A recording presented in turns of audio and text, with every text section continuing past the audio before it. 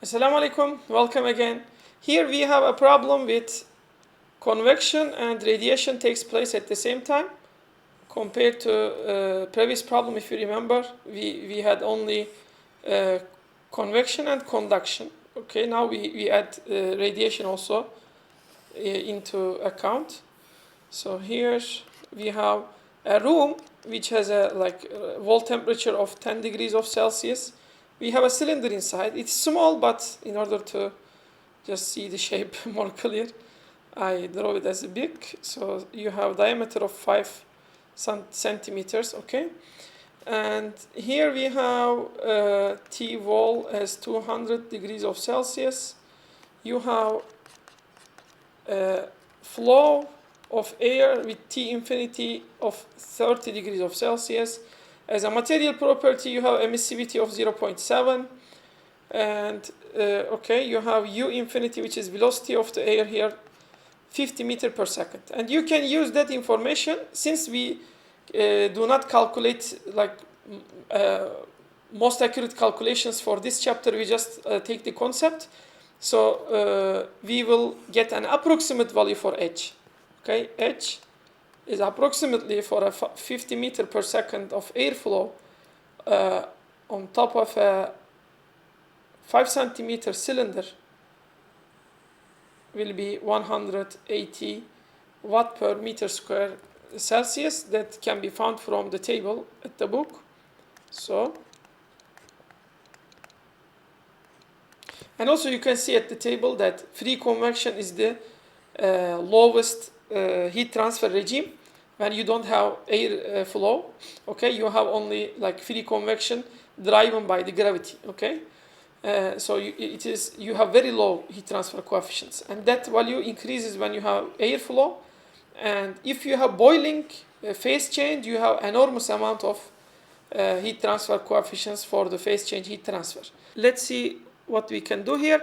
We have two types of heat loss from the wall because here we have highest temperature, higher than the wall and higher than the T infinity. So we have one type of loss with radiation and the other with convection. Okay, so these two heat losses will be equal to amount of heat coming from the inside with conduction.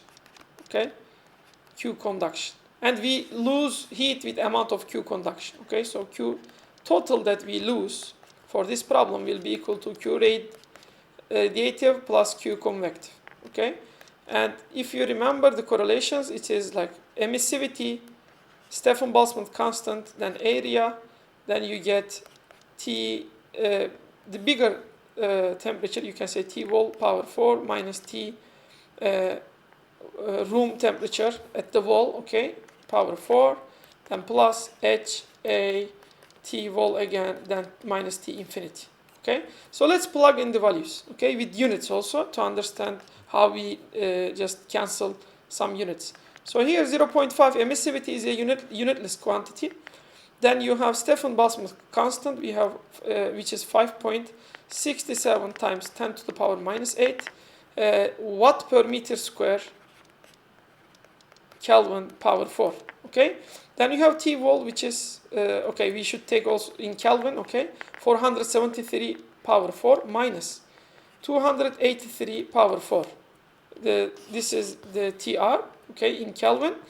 Then you have actually as a unit of Kelvin power 4. Okay, and let's see if we have cancelling terms here. They will cancel each other.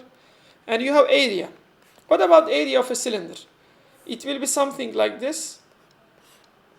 Cylinder, you have a perimeter here, which is pi d, and you have L here.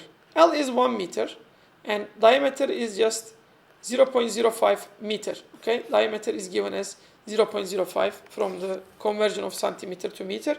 So we have pi times 0.05 meter times 1 meter.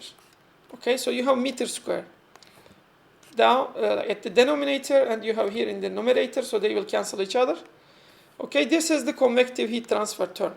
Then you have plus H, which is 180 watt per meter squared degrees of Celsius.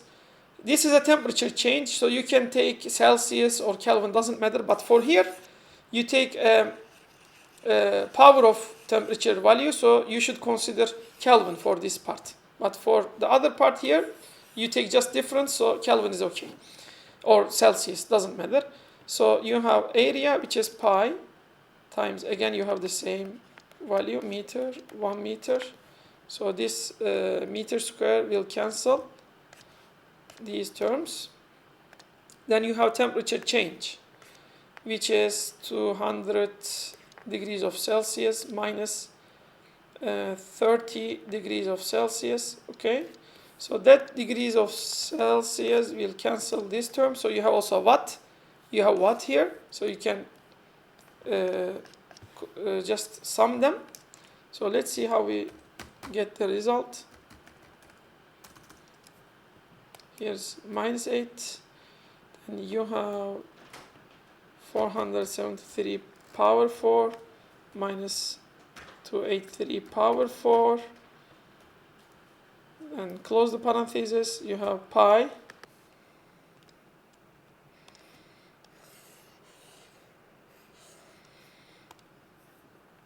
.05 times 170, so we will get 578 watts, which can be also written as 5.08 kilowatts. This is the heat loss for the cylinder, and actually this is enough for this chapter because it's just for introduction for different type of heat transfer mechanisms and how we use the basic laws for radiation, convection, and conduction.